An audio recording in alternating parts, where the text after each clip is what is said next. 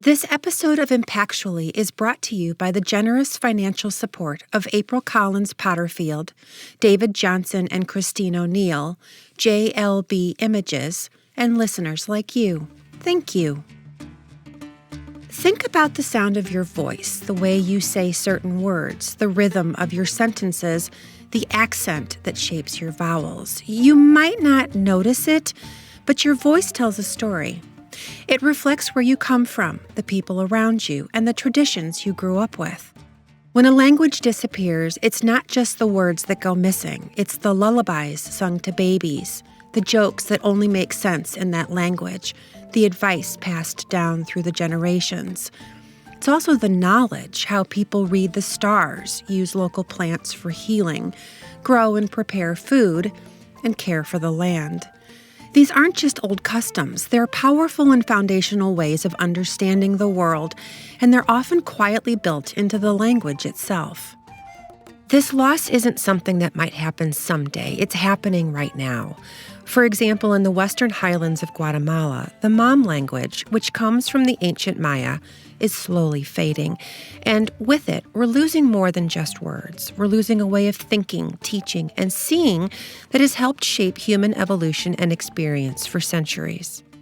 Every language, no matter its origin, offers a unique lens, one that goes beyond personal or local identity.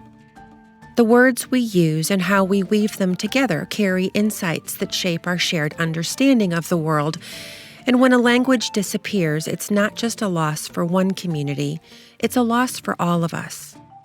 Work to save the Mam language is happening thousands of miles from its origins, across the U.S., in communities where the language is precious and deeply rooted. From high school students in Princeton, New Jersey, bringing fresh creativity to the task, to a linguist professor in Louisiana applying decades of professional research and priceless community collaboration. They're finding new ways to keep this language alive with the intent to help carry it forward into futures not yet imagined. Today, we explore what it means to lose a language and what it takes to bring it back from the edge of extinction. It's called Vanishing Voices, and our story starts here. From the studios of Hum Productions, I'm Brooke Bechtold, and this is Impactually.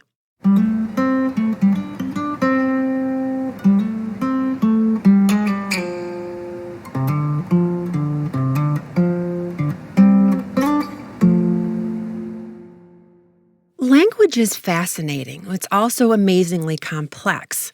At its core, it's a learned way of carrying our thoughts and our ideas forward, to be spoken, written, or signed.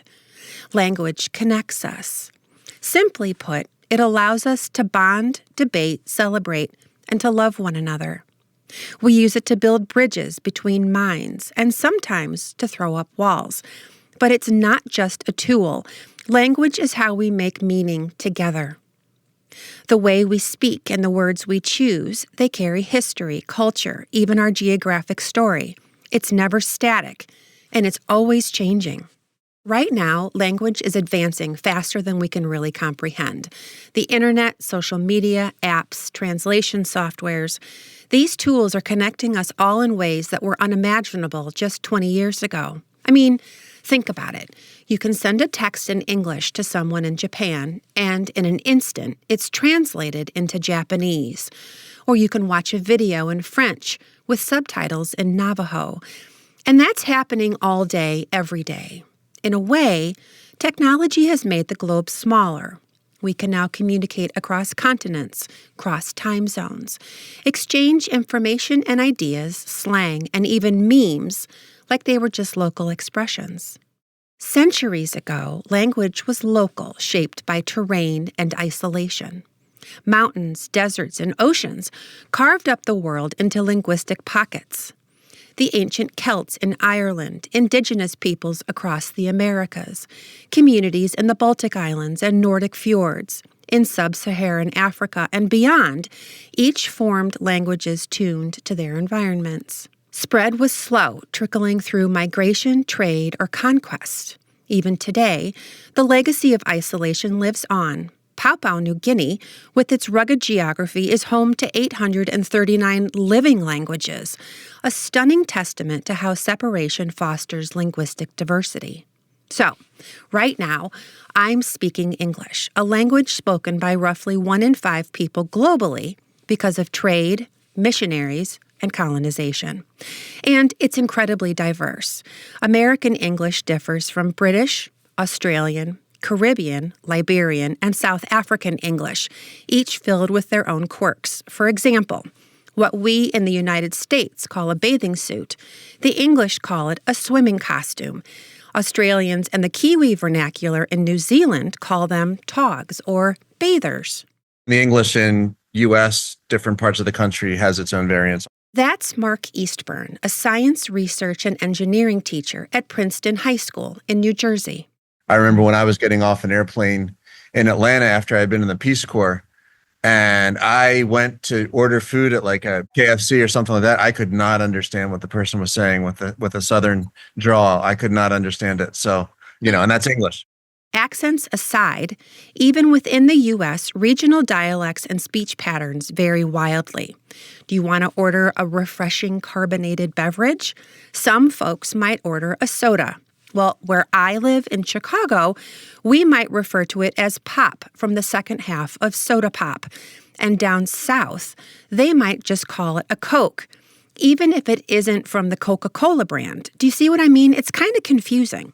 That's something that, as far as we know, no other living organism really has a symbolic language to the extent that we do. I mean, bees can do little dances and make some gestures that are interpreted to mean different things. And what I keep telling my students, like, I have thoughts in my head and I'm sending them to you with these sounds that I'm squirting through air in my vocal cords. And it's just completely bizarre that we're able to do any of this. To Mark's point, it's wild to think that language isn't just something old. It's something that we keep developing. Even the word podcast, what you're listening to right now, is a mashup of iPod and broadcast, invented just 20 years ago. And that's the tension that we're in as globalization pushes languages and cultures closer together. We're stepping into an era where the ways in which we communicate are no longer just personal or local. They're being thrust into a global arena of competing ideas, reshaped and reinterpreted in real time. Whether that leads to deeper connection or cultural erosion remains to be seen. It's fascinating and also kind of terrifying when you think about the consequences. What's really at stake here isn't just vocabulary. It's the survival of entire heritage ecosystems. Take Mam, for example. Mam, spelled M-A-M, is one of the oldest surviving languages in the Americas. Spoken by the indigenous communities of Guatemala's Western Highlands, Mam carries centuries of tradition, worldview, and resilience. It's rooted in a region of breathtaking geography, stretching from the outskirts of Antigua to the Mexican border. To the south, the Sierra Madre's volcanic peaks tower over the land, and to the north, the Cuchumatanes Mountains form a sweeping natural barrier, enclosing a world that feels untouched by time. This region was once part of the Great Maya civilization, which flourished across southern Mexico, Guatemala, and parts of Honduras, until the Spanish arrived roughly 500 years ago. And just like the vastness of the Maya itself, the Mayan language family is richly diverse. Today, over 30 distinct Maya languages, including Mam, are still spoken by an estimated 500,000 people. Each one is a living testament to the endurance of a people who have weathered centuries of colonization, forced assimilation, and cultural erasure. And that's where partners like UNESCO come in. You've probably heard of UNESCO before. They're the United Nations Educational, Scientific, and Cultural Organization. Their mission is to promote peace and security through international collaboration. They often protect historic monuments, ancient buildings, and World Heritage sites, tangible treasures like the pyramids in Egypt or Machu Picchu in Peru. But lately, UNESCO has been focusing on something a bit more elusive, things you can't touch but matter just as much. They're working to protect intangible cultural heritages, like languages. We're just going to use ethnologue numbers right now for how many endangered languages there are. Let's say 3,200, that's a rough number of languages that are currently endangered. And so of that number, half of them will disappear within 100 years by most of our estimates. So ethnologue data show that we're losing a language every 2 weeks.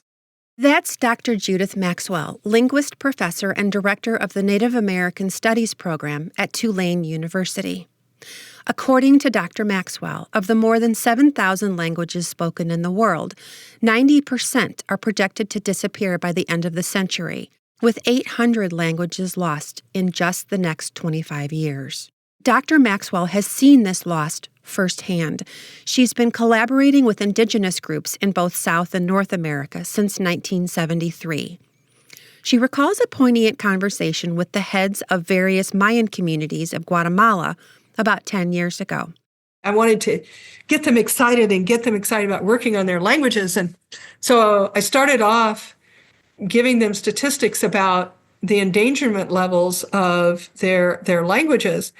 And one of the presidents just stood up and said, "We know all our languages are endangered. Just start there and then we'll talk."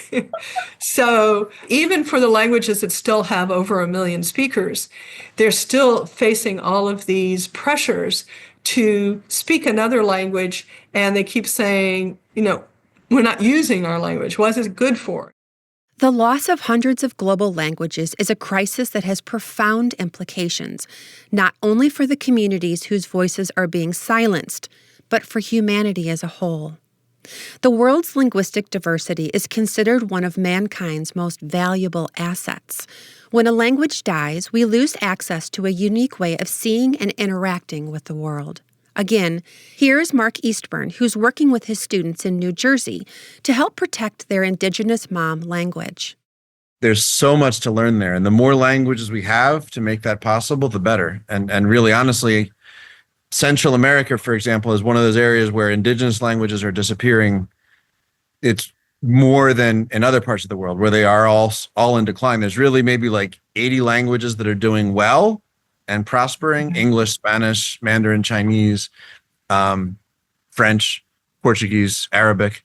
They're doing fairly well, but then a lot of these other languages are declining. And there's more than 3,000 languages spoken in the world. So if 80 are doing well and the other 2,920 are doing badly, that's going to be a huge loss. In our research, a lot of the indigenous languages of the United States are down to those levels where there's only really a handful of fluent speakers and then a slightly larger number of semi-proficient speakers, and then it's either English or Spanish or French, whatever the language happens to be in the area, the dominant language happens to be. The decline of Mom is far from just a tale of words fading into silence. It's deeply tied to one of the darkest chapters in the history of Guatemala, the Guatemalan Civil War, a 36-year-long conflict spanning from 1960 to 1996. This was a time of brutal violence where the government, in its attempt to crush any form of resistance, targeted entire communities and indigenous populations, including the Maya, who bore the brunt of this cruelty. During the war, tens of thousands of Maya people were systematically murdered. Their villages were razed, their crops destroyed, their homes burned to ash. It wasn't just a physical war. It was a war on their very existence, their culture, and their identity. The military didn't just destroy homes. They sought to obliterate the foundations of Maya life, their language, their rituals, their traditions, their worldview, and their contributions. The Maya were seen as a threat to the status quo, their culture branded as primitive, their resistance to colonial control as something to be eradicated. But not all threats to a language are violent. Sometimes speakers will self-limit their language in order to assimilate into a new surrounding culture. This one particular student spoke a language that isn't always appreciated or celebrated. I wanted to kind of give her an opportunity, some kind of a platform where we would actually be able to, amplify the voices of indigenous people. And with this particular student, She had some issues with bullying, with people making fun of her language. She was getting pressure from her brother and her cousin to not speak the language because they didn't want to stand out. And like that just was heartbreaking to see that happen. Other times, the community is caught up in red tape and bureaucracy. I actually have a friend who would be an incredible teacher of the language, but he didn't have the money to go to college and get a teaching certificate. So then he's not considered qualified to teach the language, even though he's incredibly amazing. His knowledge of the environment, his knowledge of the language and knowledge of the culture. I mean, there's so many things that he could share, but just because he doesn't have that darn piece of paper, it limits him from what he's able to do. Dr. Maxwell describes a language in crisis as going through stages of endangerment, similar to tracking the endangerment of wildlife. There's healthy, which means that the language is spoken across generations and most places within that populace. For example, at schools, businesses, and home. Then there's vulnerable, where the language is still taught to children, but it may be reserved for only within the home and not larger day-to-day community. Below that are increasing levels of endangerment, from severely to critical, as the remaining speaking populace begins to age out. So at first it's the parental generation are speaking, but the kids aren't. And then it's the grandparental generation that's speaking, but the parents aren't. And then if you get to great-grandparents only, you're in real trouble. Currently, the mom language is classified as definitely endangered. There are still many fluent speakers, but the number's decreasing, and the younger generations are often more comfortable speaking Spanish.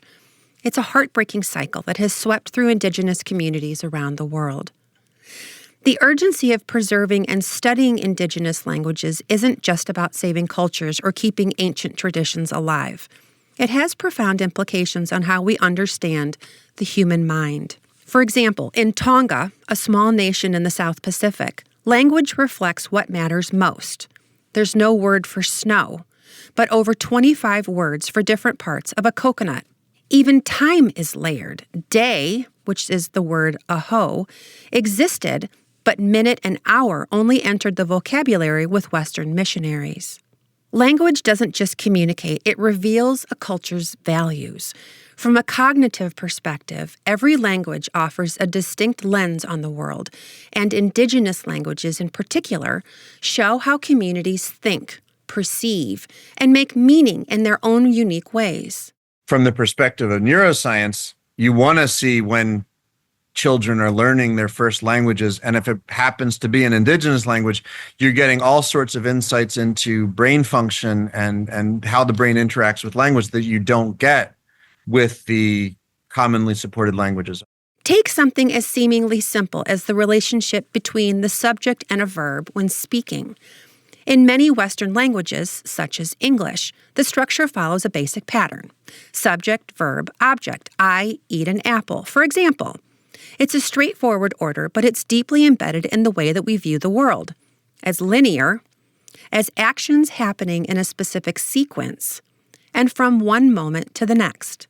The fact even the word order in Mayan languages doesn't follow the subject, verb, object that is common in Indo-European languages.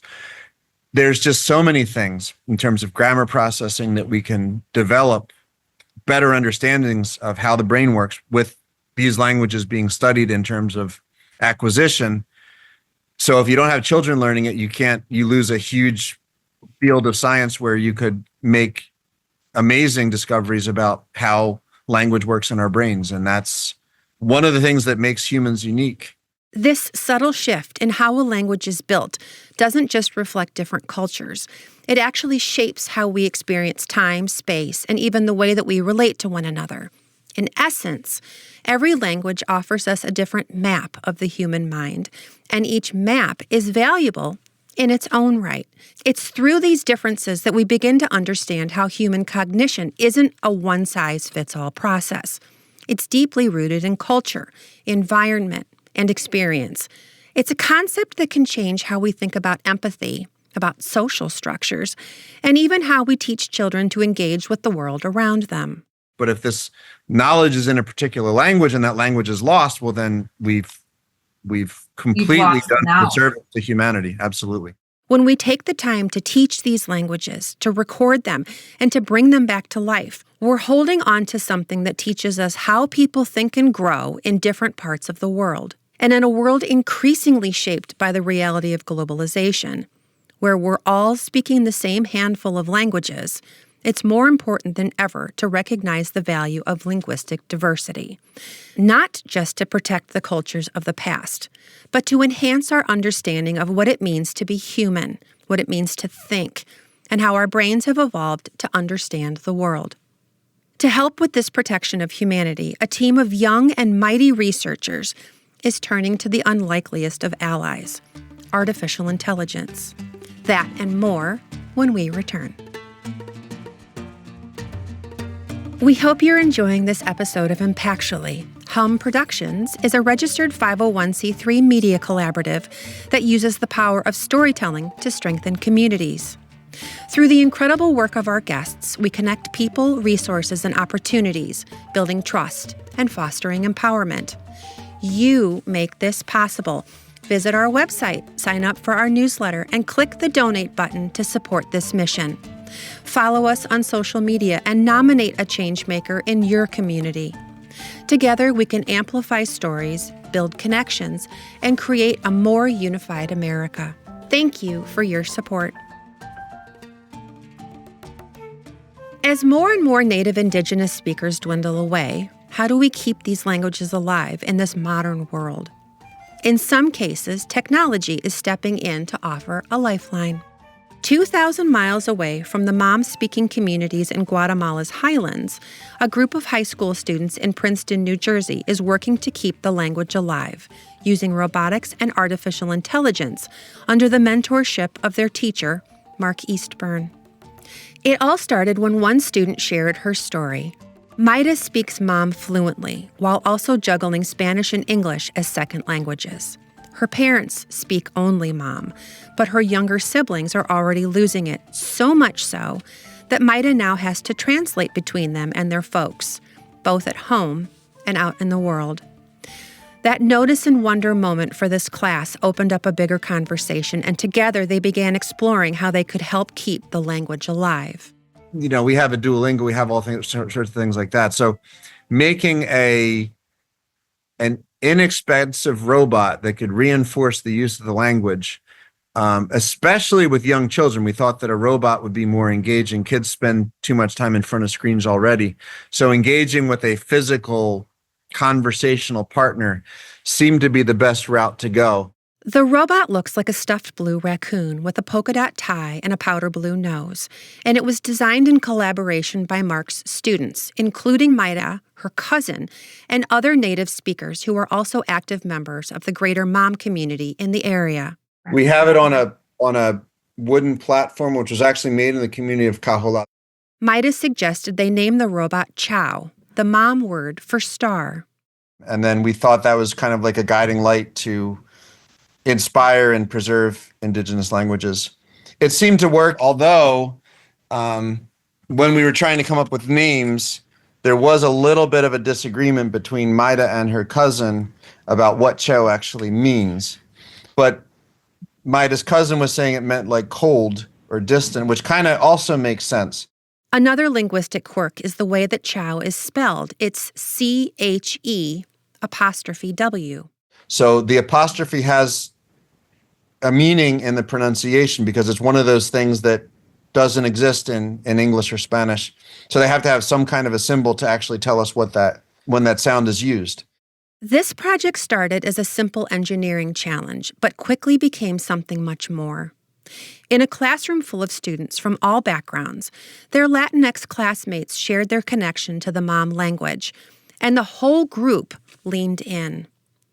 With help from Native Mom speakers in the community, they crafted a way to bridge the gap. To build Chow, the students didn't just program a robot. They listened. They recorded Mom speakers, studied the cadence and texture of the language, and taught the robot to speak not just with accuracy, but with feeling. Every syllable had to carry the weight of tradition, the rhythm, the tone, the inflection. It was a lesson in precision, yes, but also in respect. The challenge with mom especially, not only is the grammar completely different than most Western languages or even the Asian languages. So Sino-Tibetan languages, Indo-European languages, very heavily supported with AI and very heavily supported with online platforms. But Mayan languages, we're not even sure what they are related to in terms of other indigenous languages. They're very unique in a lot of their grammar and also, like I said, the pronunciation. So we had tried, for example, generating this back in the throat sound from a French phonetic kind of sound and German. And our student Maida was like, no, that doesn't sound right. That doesn't right. Which us, to our untrained ears, that sounded fine. But we basically had to train the responses from an actual mom speaker and generate it with that appropriate pronunciation so it would be understandable. But even for Maida and her other native speakers, cataloging a whole language was a big undertaking. It's a process that's taken months and months of hard work, trial and error, and a deep commitment to a shared cause. Our poor Maida had to do all of the training herself because she was just having to say the same phrase 150 times during a lunch break. But Mark points out this isn't just about teaching an ancient language to a modern world. It's about teaching something to themselves. One of them came up with the idea of the robot being able to give a hug, and I thought that was adorable. And I really wanted to see that happen. And I had students say, oh, no, there's no way we can do that. Maybe a day and a half later, a student emails a video to all of us of the robot giving a hug and then putting its arm up and waving. And I was like, this is the thing you said to do. And a day and a half later, you're doing it. All of this hard work culminated in entering Chow into the Samsung Solve for Tomorrow, a nationwide competition designed to empower middle and high school students to apply their classroom knowledge to develop innovative solutions using science, technology, engineering, and math. A lot of the wires are soldered directly to circuit boards, and that was a little harrowing when it came to moving this prototype from Princeton down to Washington, D.C. for the competition. I remember telling them, check to make sure it works here, because we've got to make sure that every piece is still working when you get on stage. Getting Chow to the competition was only the first hurdle. The next was getting it to perform live on stage.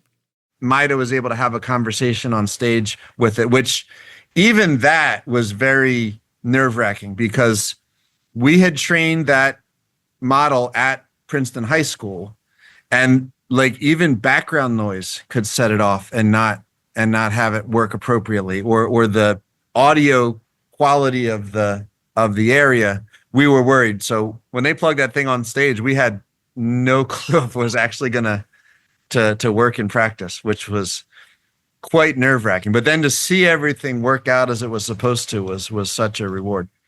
For all their effort, the students of Princeton High School won the competition, and they brought home a $100,000 grand prize for their school. But perhaps even more meaningful was the moment that they stood together, students from all walks of life, proudly sharing the story behind Chow and the cultural roots that inspired it. Especially in Guatemala, where these students have roots farther back, I think there's some reluctance on the part of some students to really share their indigenous connections because there had been a brutal, bloody, horrible civil war for 40 years. And there was really a genocidal campaign against the indigenous people in Guatemala for that, a long time, large part of that war. And so I think there's still some of that hesitancy and reluctance among people from Guatemala to really not stand out, not take the spotlight, although there are exceptions to that. But I think there is a legacy of trauma that does impact some of the speakers, at least, and tends to keep them from seeking attention. It's an exciting time for language preservation, where AI offers unprecedented opportunities for communities to connect with their linguistic heritage. And while the challenge is great, the potential for revitalizing languages like Mom is now within our grasp. thanks to the creative and technical work of students and educators like Mark Eastburn. But the fight is far from over. As the mom language battles to survive, so too does the very soul of the community it represents. As we move deeper into the 21st century, there's a question that we can't ignore, not just for mom, but for every language on earth at risk.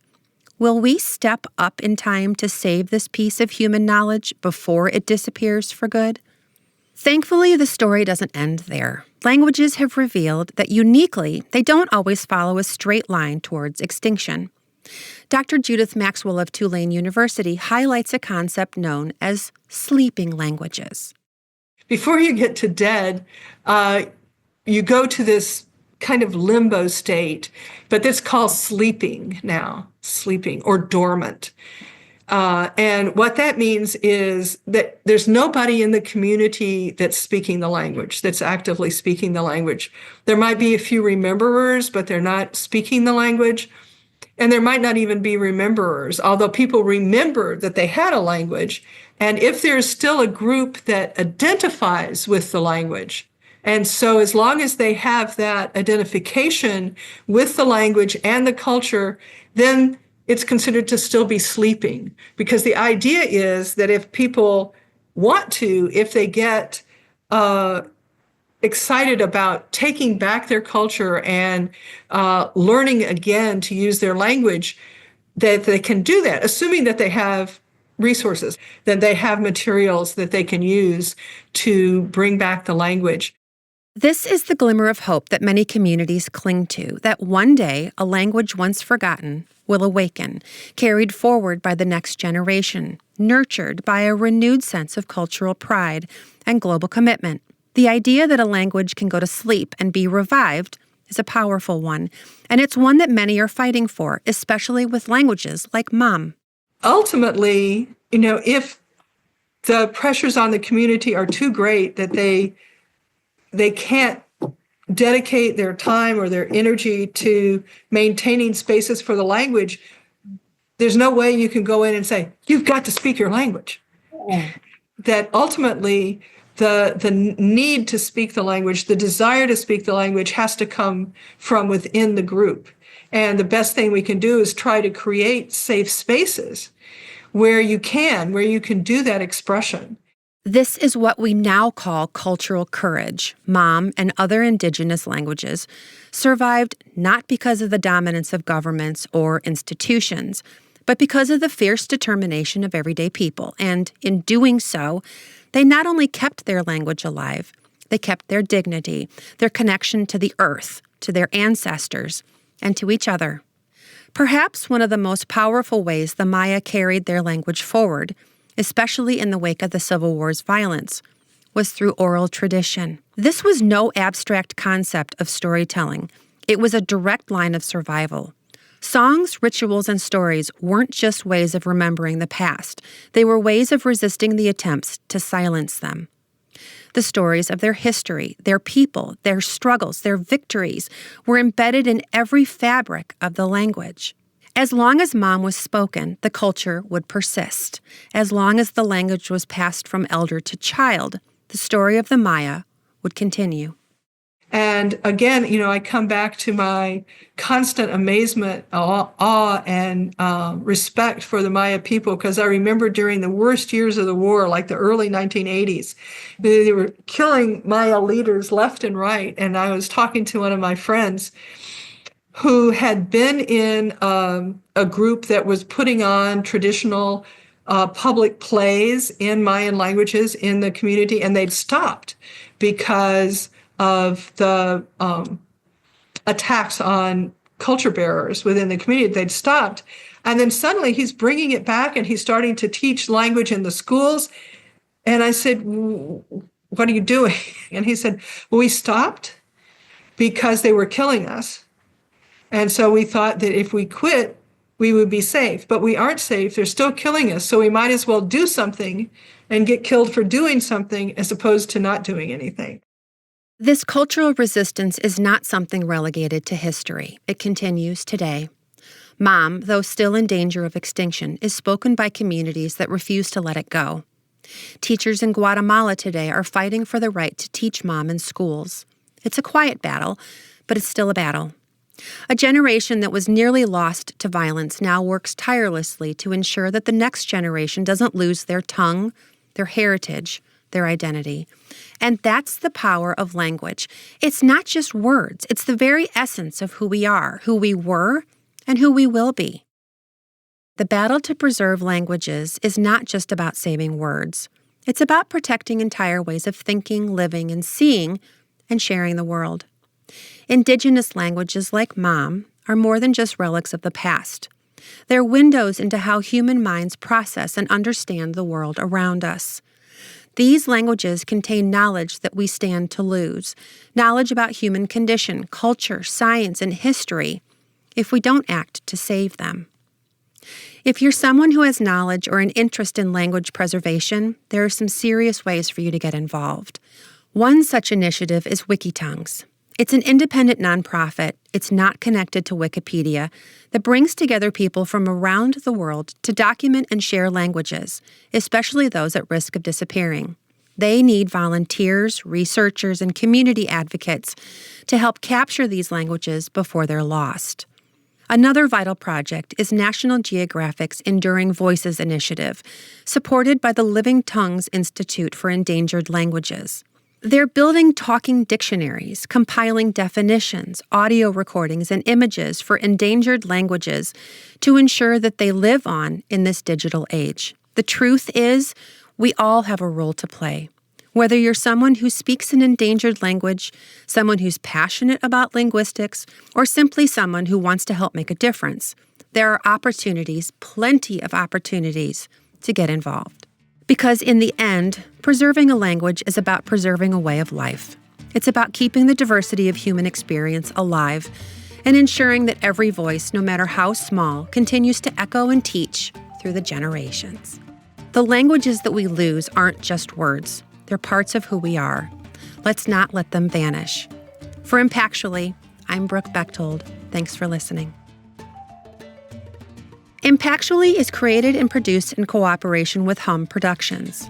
Financial support for the show is provided by April Collins Potterfield, David Johnson and Christine O'Neill, JLB Images, and listeners like you. To learn more about Hum, become a sponsor, or stay updated, visit our website, sign up for our newsletter, and click the donate button to support our mission. Our web address is hum, that's HUMM, productions.org. We'd like to extend our sincerest thanks to our guests, Mark Eastburn and Dr. Judith Maxwell. A special thanks to the band Sonican for sharing their single Latin World. We have a link to their music in our show notes. And our team, Christine Murdoch, senior producer and editor, Jacob Motz, head writer, Sonia Yao Berg, production coordinator, sound engineering by Aaron Griffin and Andy Shoemaker, Andrew Sachs for our original music, director of operations Jack Bechtold, Richard Cassis of Spark Inc. for Impactually's digital artwork, marketing and social media support provided by Agency LMC, accounting services provided by Double Decker CPA. A special thanks to the Hum Productions Board of Directors and Mentors for their leadership and dedication to the mission. And I'm Brooke Bechtold, executive producer, creator, and host. Subscribe and listen to us on iTunes, Spotify, Pandora, or wherever you get your podcasts. Leave us a review on Apple Podcasts or on Spotify. We really appreciate it as it helps others find us too. We'd love to hear from you, so send us an email or find us on social media.